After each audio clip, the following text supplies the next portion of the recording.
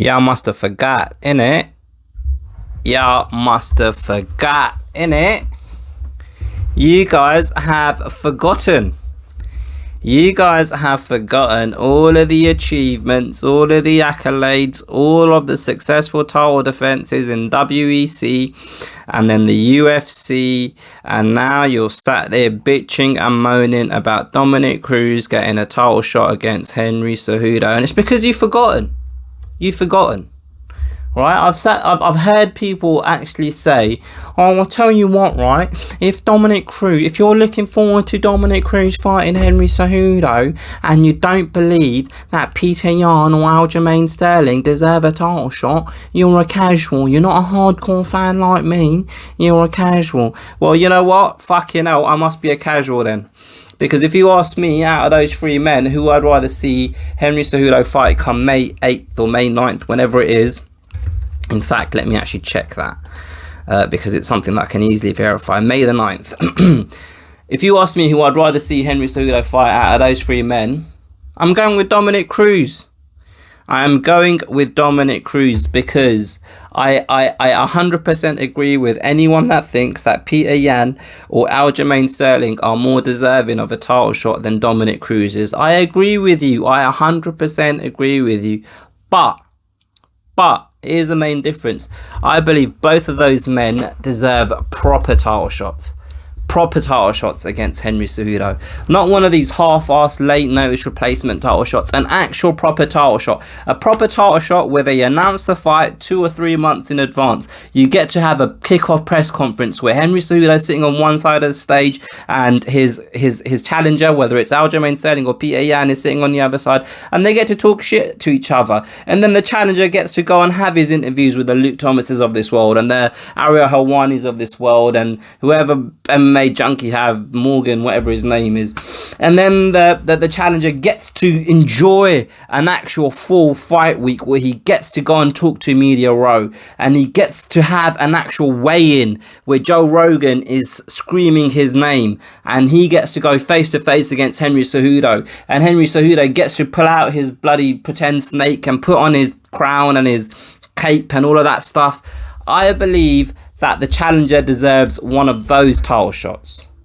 Not one of these title shots. Not one of these half-assed title shots where they don't get a full camp. They don't get the full media coverage that a title shot deserves. They don't get the proper experience. They do it in an empty arena with no fans there. That's not the title shot that I want to see one of these guys get. Now, when it comes to late notice replacements, you have the license to throw a curveball in there. And Dominick Cruz is a curveball.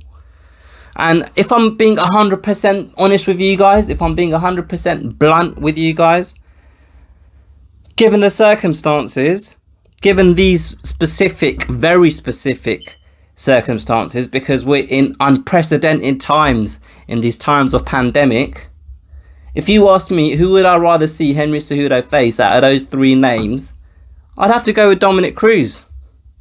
I'd have to go with Dominick Cruz. Now, when it comes to Dominick Cruz and it comes to Henry Cejudo, I just think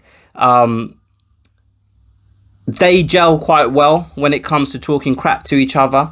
I think Henry Cejudo will be his, cringy self, and he seems to have embraced that now.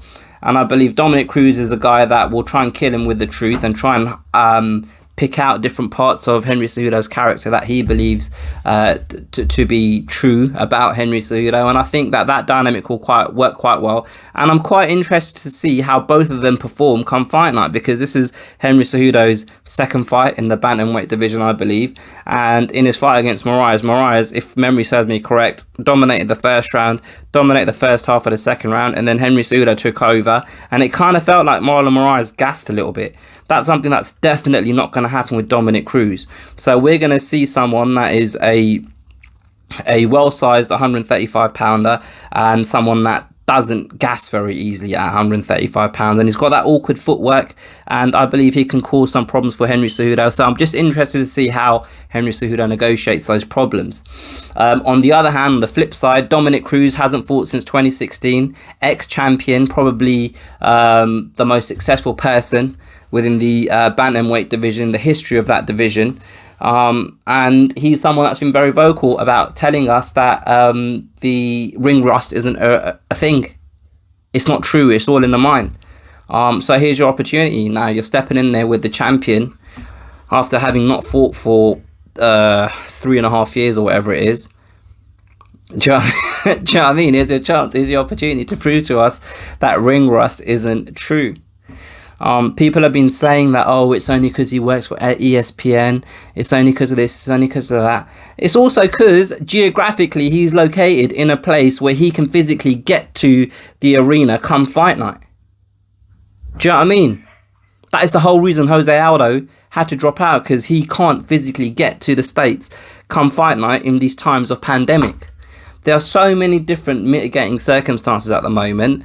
There's a lot of things to moan about when it comes to the UFC, but this fight isn't one of them for me, personally. This fight isn't one of them for me.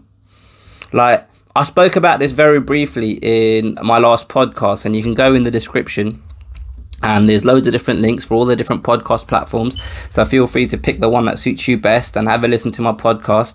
But I'm cognizant of the fact that a very minute minority of you guys actually listen to my podcast, which is why I'm talking about this again now. Because majority of the people that come by my channel don't bother with a podcast. I'm not annoyed by that. I'm not pissed off. It's your prerogative to act and behave however you want to act and behave. But it's a subject that I wanted to talk about again. Just because I don't agree with all of this moaning about Dominick Cruz having a title shot. I genuinely don't think it's valid, given the circumstances, given these times of uncertainty and pandemic. Like, there's a lot of other things to moan about when it comes to mixed martial arts, and Dominick Cruz getting a late notice title shot against Henry Cejudo in these times of pandemic. I'm going to use that phrase over and over again, I feel like. Do you know what I mean? It doesn't make sense. Like, I think that both Peter Yan and Aljamain Sterling could do with an actual opportunity when times of pandemic are no longer here, and they get to have the exposure that a title shot deserves. And they get to have the interactions with Henry Cejudo in person, on stage, during press conferences. They get to have an actual proper face-off with an audience there, and the big screens behind them and all of that stuff. They get to have the real experience. I believe both of them, both of their brands aren't as big, or they haven't reached the potential they can with their brands just yet. And I don't know whether this is the right time for them to get a title shot. And I don't think it's the right time for them to be able to become bigger names within MMA, full stop. Never mind the bantamweight division. Henry Cejudo, I think, has done quite a good job of kind of building a brand. Look, it's the king of cringe is his brand. Being a cringy bastard, that is his brand. But people either like him, I actually like him, or people actually or hate him. At least he isn't just this guy that no one really cares about anymore, which he kind of was before. Do you know what I mean? So he's building his own brand, and I think Dominick Cruz is a good fight for him in that bantamweight division, because no doubt people are going to be mentioning Aljamain Sterling and Peter Yan. And whoever wins this fight come May the 9th, one of those guys is going to be waiting in the wings, and hopefully it will be at a time and place when there are no longer times of pandemic. And they'll get a proper title shot, one that they both, either whoever gets it, one that they deserve.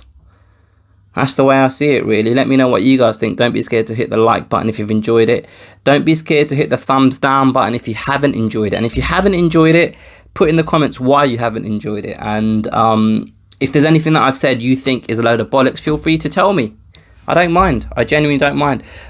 Share this with a friend. Subscribe if you haven't already. And I'll catch you guys. You know what? I feel like this was a little bit all over the place, this video.